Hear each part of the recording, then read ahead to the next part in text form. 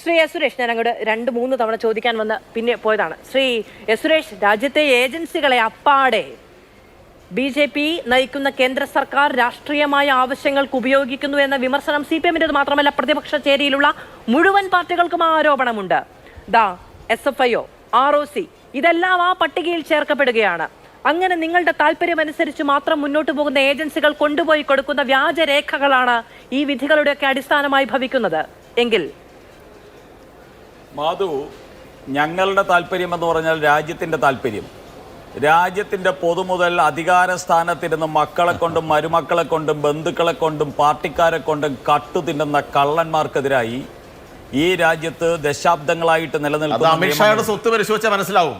അമിത്ഷായുടെ മകന്റെ സ്വത്ത് പരിശോധിച്ചാൽ മനസ്സിലാവും ആരാ കട്ടതെന്ന്. സനോജെ, നമ്മൾ തമ്മിൽ തർക്കിച്ച് കൂകി വിളിക്കാനാണെങ്കിൽ ഞാനും അല്പം പോലും പുറകിലല്ല.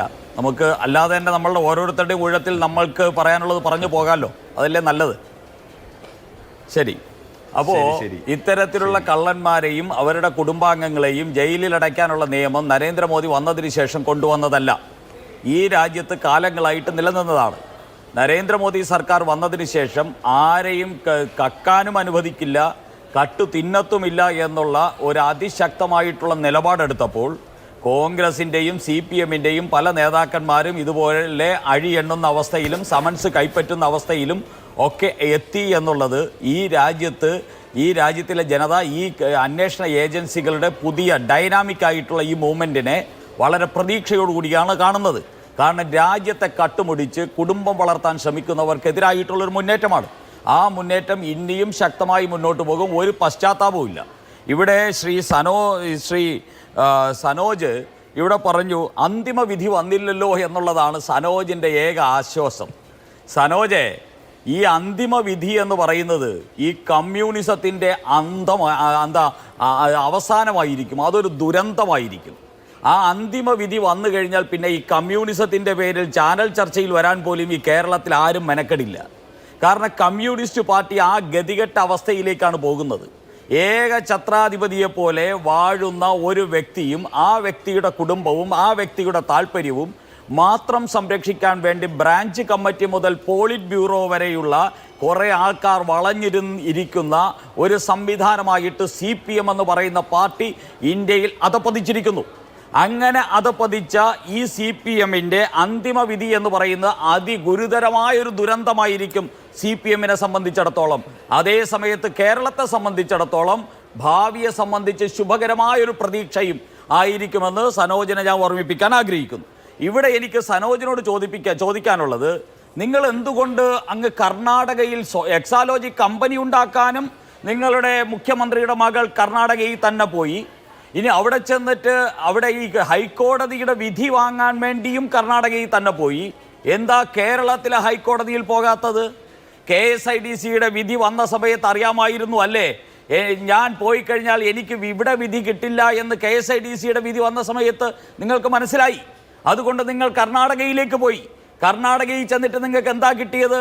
അടിയല്ലേ, ഇരട്ട പ്രഹരമല്ലേ പിണറായി വിജയനും മകൾക്കും കിട്ടിയിരിക്കുന്നത്, CPM-ന് കിട്ടിയിരിക്കുന്നത്. MV ഗോവിന്ദനല്ലേ ഈ നാട്ടിൽ പറഞ്ഞത് അവിടെ രേഖയുണ്ടെന്ന് പറഞ്ഞത്? അവിടുത്തെ CMR-ലും അതോടൊപ്പം തന്നെ എക്സാലോജിക്കും തമ്മിൽ രേഖയുണ്ടെന്ന് പറഞ്ഞത് വീണാ വിജയനല്ല, നിങ്ങളുടെ MV ഗോവിന്ദനാണ് പറഞ്ഞത്. ആ രേഖ ഞങ്ങൾക്ക് കണ്ട് ബോധ്യപ്പെട്ടു എന്ന് പറഞ്ഞത് നിങ്ങളുടെ സെൻട്രൽ കമ്മിറ്റി മെമ്പർ ബാലനാണ് പറഞ്ഞത്. ആ രേഖ എല്ലാവർക്കും ബോധ്യപ്പെട്ട രേഖയാണ്. ഞാൻ ഇവിടുത്തെ സനോജിനെ വെല്ലുവിളിക്കുന്നു, DYFIയുടെ സംസ്ഥാന നേതാവെന്ന നിലയിൽ ഞാൻ നിങ്ങളെ വെല്ലുവിളിക്കുന്നു. നിങ്ങളുടെ വീണാ വിജയൻ എന്ന് പറയുന്ന കോൺഗ്രസ് പിണറായി വിജയൻ്റെ മകളും CMR-ലും തമ്മിലുള്ള എന്തെങ്കിലും ഒരു രേഖയുടെ ഏതെങ്കിലും ഒരു സെറോക്സ് കോപ്പി, ഈ അവർ തമ്മിലുള്ള എഗ്രിമെൻറ്റിൻ്റെ എന്തെങ്കിലും ഒരു കോപ്പി നിങ്ങൾക്ക് ഇവിടെ കാണിക്കാനുണ്ടോ? നിങ്ങൾ ഹൈക്കോടതിയിൽ അത് കൊടുത്തിട്ടുണ്ടോ? അങ്ങനെയാണെങ്കിൽ അത് എന്നാ രേഖ ഒപ്പുവെച്ചത്? ആ രേഖയുടെ കണ്ടീഷൻ എന്താണ്? അതിൽ നിന്ന് വീണാ വിജയന് കിട്ടുന്ന റെമ്യൂണറേഷൻ എന്താണ്? എന്തൊക്കെ സേവനങ്ങൾ ചെയ്തു? 1, 2, 3, 4 പറയാൻ നിങ്ങൾക്ക് പറ്റുമോ? ഒന്നുമില്ലല്ലോ. നിങ്ങൾക്ക് ഒരു രേഖയും പൊതുസമൂഹത്തിൻ്റെ മുമ്പിലോ കോടതികൾക്ക് മുമ്പിലോ ROC-യുടെ മുമ്പിലോ തർക്കപരിഹാര ഫോറത്തിൻ്റെ മുമ്പിലോ ഇന്നേ വരെ വെക്കാൻ സാധിച്ചിട്ടില്ല. എന്തെങ്കിലും ഒരു രേഖ കേരളത്തിൻ്റെ ഹൈക്കോടതിയിൽ KSIDC വച്ചിരുന്നുവെങ്കിൽ ചിലപ്പോൾ വിധി തിരിച്ചാകില്ലായിരുന്നോ? എന്തെങ്കിലും ഒരു രേഖ ബാംഗ്ലൂർ ഹൈക്കോടതിയിൽ നിങ്ങളുടെ വീണാ വിജയൻ വച്ചിരുന്നുവെങ്കിൽ വീണാ വിജയൻ അനുകൂലമായി ഒരു വാക്കെങ്കിലും അതിലുണ്ടായില്ലായിരുന്നോ? നിങ്ങളുടെ വെട്ടിപ്പും തട്ടിപ്പും നടത്തുന്ന സമയത്ത് ഈ രേഖ ഉണ്ടാക്കാൻ വേണ്ടി സമയം കളഞ്ഞില്ല. കിട്ടുന്നതെല്ലാം ഇങ്ങ് പോന്നോട്ടെ എന്ന് പറഞ്ഞ് അധികാരത്തിൻ്റെ മത്തിൽ വാഴുന്ന ഒരു കുടുംബം ഇങ്ങനെ വെട്ടിച്ചു. അതിന് രേഖ ഉണ്ടാക്കാൻ അപ്പോൾ മറന്നുപോയി. അത് ഞങ്ങളുടെ കുഴപ്പമല്ല സനോജെ. ഡിവൈഎഫ്ഐക്കാരെങ്കിലും വീണാ വിജയന് ഇതിനൊക്കെ രേഖ ഉണ്ടാക്കാൻ പറ്റുന്ന കുറച്ച് ആൾക്കാരെ സേവനത്തിനായിട്ട് വിട്ടുകൊടുക്കണമായിരുന്നു. ഒറ്റ മിനിറ്റ് ഞാൻ ഒറ്റ കാര്യം ഞാൻ അങ്ങേലേക്കും ശ്രീ ജിൻഡോയിലേക്കും വരാം. പക്ഷെ അതിനു മുമ്പ് നേരത്തെ ശ്രീ വി കെ സനേഷ് പറഞ്ഞു ROCയുടെ റിപ്പോർട്ടുകൾ മുന്നോട്ട് വെച്ചുകൊണ്ട് ചില കാര്യങ്ങൾ കള്ളമായി പ്രചരിപ്പിച്ചു എന്ന് പറയുന്നത്. ശ്രീ എസ് സുരേഷ് പറയുകയാണ് എന്തെങ്കിലും ഒരു കാര്യം ROCക്ക് മുന്നിൽ സമർപ്പിക്കാൻ കഴിഞ്ഞിരുന്നെങ്കിൽ ഒരുപക്ഷെ അന്വേഷണം ഇങ്ങനെ പോകില്ലായിരുന്നു എന്ന് ശ്രീ വി കെ സനോജ്. അതായത് ഈ കൊച്ചിൻ മിനറൽസ് ആൻഡ് റൂട്ടൈൽ ലിമിറ്റഡിനോട് ROC എറണാകുളം വിശദീകരണം ചോദിച്ചപ്പോൾ അവർ പറഞ്ഞത് വളരെ വേഗമായ വളരെ വാസീവായിട്ടുള്ള ഒരു മറുപടിയാണ്. അതവിടെ ഇരിക്കട്ടെ. KSIDCയോട് ചോദിച്ചിട്ട് മിണ്ടിയിട്ടില്ല എന്നുള്ളതാണ് ആ റിപ്പോർട്ടിന്റെ കോപ്പി. എനിക്ക് അത്യാവശ്യം വായിക്കാൻ കഴിയുന്ന ഒരു റിപ്പോർട്ടാണ് എൻ്റെ കയ്യിലുള്ളത്. അത് 12/1/2024 കോർപ്പറേറ്റ് അഫയേഴ്സിൻ്റെതായി പുറത്തു വന്ന അവരുടെ ഹെഡർ അടക്കം പുറത്തു വന്ന രേഖയാണ്. അതിൽ പറയുന്നത് KSIDC മിണ്ടിയിട്ടില്ല, CMRലാണെങ്കിൽ അവ്യക്തമായ മറുപടിയാണ് നൽകിയത് എന്നുള്ളതാണ്. ശ്രീ എസ് സുരേഷൻ ചോദിക്കുന്നത് എന്തെങ്കിലും ഒന്ന് പറയാനോ എന്തെങ്കിലും ഒന്ന് സമർപ്പിക്കാനോ ഉണ്ടായിരുന്നെങ്കിൽ ഈ അന്വേഷണം ഇങ്ങനെ പോകുമായിരുന്നു എന്ന്. മാധു, ഞാൻ ഒരു ചോദ്യം കൂടെ അതിന്റെ കൂടെ ചോദിച്ചോട്ടെ. ഞാൻ ശ്രീ സനോജ്, ഇനി നിങ്ങൾ ഉത്തരം പറഞ്ഞിട്ട് പോ. നിങ്ങളുടെ ഗോവിന്ദൻ മാഷ് ഉത്തരം പറഞ്ഞില്ലെങ്കിൽ താങ്കൾ ഈ ചർച്ചയിൽ വന്ന ചില ഉത്തരങ്ങൾ പറയാനാണല്ലോ.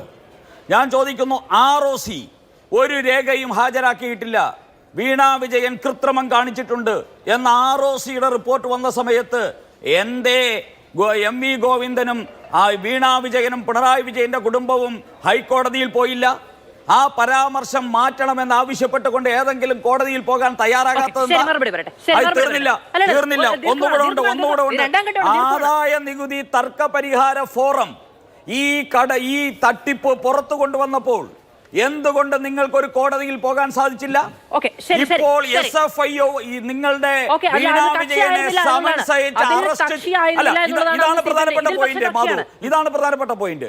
ഇപ്പോൾ SFIO നിങ്ങളുടെ വീണാ വിജയന് സമൻസ് അയച്ച് അറസ്റ്റ് ചെയ്ത് ജയിലിലിടാൻ പോലും സാധ്യതയുണ്ട് എന്ന ഭയം വന്നപ്പോൾ വിറച്ച് വിയർത്ത് ഓടിച്ചെന്ന് ഹൈക്കോടതിയിൽ ഇത് റദ്ദ് ചെയ്യാൻ വേണ്ടി അപേക്ഷ കൊടുത്തിട്ട് ഇവിടെ വന്ന് വലിയ ആദർശവും വിപ്ലവവും ഒന്നും പ്രസംഗിക്കരുതേ എൻ്റെ പ്രിയപ്പെട്ട DYFI നേതാവ്.